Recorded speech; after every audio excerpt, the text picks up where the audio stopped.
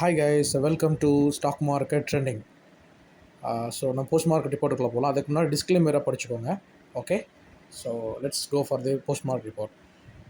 இன்றைக்கி நிஃப்டி பார்த்தீங்கன்னா நல்ல ஒரு லெவலில் நல்லா இருக்குது. ஆனால் அந்த ஒரு பிரேக் அவுட் லெவலில் இருக்குது. ஸோ அந்த பிரேக் அவுட் லெவல் பார்த்தீங்கன்னா 25,164 அந்த ரேஞ்சில் இருக்குது. ஸோ இந்த பிரேக் அவுட் ஆச்சுன்னா ஸோ மார்க்கெட் புல்லிஷ் ட்ரெண்டுக்கு போயிடும். ஸோ லெட்ஸ் வெயிட்னு பார்க்கலாம், போதா அப்படின்னு பார்ப்போம். ஓகேங்களா? ஓகே, இன்னும் வந்து 25,164, இன்னும் வந்து 25,246. ஸோ இந்த ரெண்டு ரெசிஸ்டன்ஸையும் உடைச்சதுன்னா சூப்பர், இதனால் நல்ல புல்லிஷ் ட்ரெண்டுக்கு போயிடும். ஸோ அவங்களோட ஸ்டாக்ஸ், அவங்க போர்ட்ஃபோலியோ இருக்க எல்லா ஸ்டாக்ஸும் நல்லா சூப்பராக பெர்ஃபார்ம் பண்ணும். அதே மாதிரி சப்போர்ட் இருக்குது பார்த்தீங்கன்னா 24,978. ஸோ பார்க்கலாம் என்ன நடக்குதுன்னு மண்டேலேருந்து பார்ப்போம். இப்போ பேங்க் நிஃப்டியில் அதாவது சப்போர்ட் 54,680, ரெசிஸ்டன்ஸ் பார்த்தீங்கன்னா 55,084. ஸோ இதுதான் இதோட இது. ஸோ ரெசிஸ்டன்ஸை உடச்சுன்னா சூப்பராக போகும். பேங்க் நிஃப்டி நல்லா சப்போர்ட் பண்ணும் நிஃப்டியை மேலே கொண்டு போகிறதுக்கு.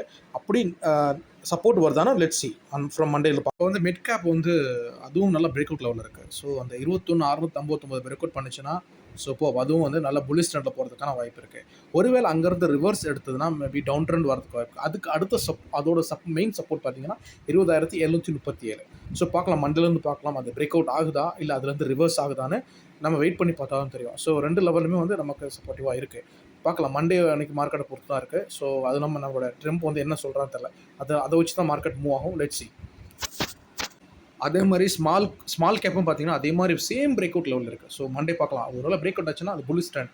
ஸோ எல்லா இண்டெக்ஸுமே புல்லிஷாக மாறதுக்கு வாய்ப்பு இருக்குது. அதே மாதிரி சப்போர்ட் லெவல் கீழே இருக்குது. ஸோ ஒரு ரிவர்ஸ் அங்கேருந்து கரெக்ஷன் கொடுத்ததுன்னா ரிவர்ஸ் வரதுக்கான சான்சஸ் இருக்குது. ஸோ பார்க்கலாம், மண்டே எப்படி மூவ் ஆகுது அதை வச்சு தான் முடிவு பண்ண முடியும். ஸோ ரிவர்ஸ் வந்துச்சுன்னா அது லாஸ்ட் சப்போர்ட் இருக்குதுங்களா, அது வரைக்கும் வரதுக்கான வாய்ப்பு இருக்குது. ஸோ பார்க்கலாம் மண்டேல எப்படி நடக்குதுன்னு. ஸோ நியூஸ் வாட்ச் பண்ணிட்டு சொல்கிறோம், என்னென்ன அப்டேட் பண்ணலாம். அதே மாதிரி பிஎஸ்சி வார்ன் பண்ணியிருக்காங்க இன்வெஸ்டர்ஸ்க்கு. ஸோ அதாவது ஸ்ப்ரைட் அக்ரோஸ் ஸ்டாக்னு சொல்லிட்டு ட்ரேடிங் பண்ண வேண்டாம்னு சொல்லிட்டு. ஏன்னா அதில் ஏதோ சம் அலிகேஷன்ஸ் இருக்குது. ஸோ மேனிப்புலேஷன்ஸ் இருக்குன்னு சொல்லியிருக்காங்க. ஸோ அதனால் யாரும் ட்ரேடிங் பண்ணிட வேண்டாம்.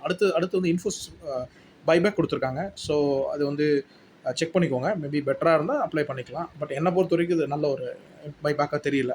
அதுக்காக வாங்கணும் அவசியம் இல்லை. அடுத்து ஜெஃப்ரீஸ் வந்து வார்ன் பண்ணியிருக்காங்க ஏர்னிங் கட்ஸ் வரும்னு சொல்லிட்டு பிஎஸ்சிக்கு. ஏன்னா அந்த F&O வந்து அந்த வீக்லி எக்ஸ்பைரி வந்து மாற்றிட்டே இருக்காங்க. ஸோ அதனால அந்த மாதிரி அப்டேட் கொடுத்துருக்காங்க. ஸோ ஜஸ்ட் கொஞ்சம் காஷியஸாக இருந்துக்கோங்க இந்த செக்டார்ஸில். நெக்ஸ்ட் பார்த்தீங்கன்னா எல்லாருமே பைபேக். ஜெஃப்ரீஸ் வந்து டார்கெட் ரெடியூஸ் பண்ணியிருக்காங்க ஐடி ஸ்டாக்ஸ்க்கு. ஏன்னா அந்த யூஎஸ் இஷ்யூ போயிட்டுருக்கு இல்லையா, டேரிஃப் இஷ்யூ. ஸோ அது முடிகிற வரைக்கும் இந்த இது இருக்கும். பார்க்கலாம், லெட்ஸ் சி. அடுத்து ரீட்டைல் இன்ஃப்ளேஷன், நம்மளோட நாட்டோட ரீட்டைல் இன்ஃப்ளேஷன் இருக்குது. அது 2.707 இன்க்ரீஸ் ஆயிருக்கு. ஸோ ரொம்ப காஷியஸாக இருக்கணும். ஸோ இன்ஃப்ளேஷன் இன்க்ரீஸ் ஆச்சுன்னா ஸோ ரேட் கட் வரதுக்கான வாய்ப்பும் இருக்குது. ஸோ அது தெரியல என்ன நடக்கும்னு.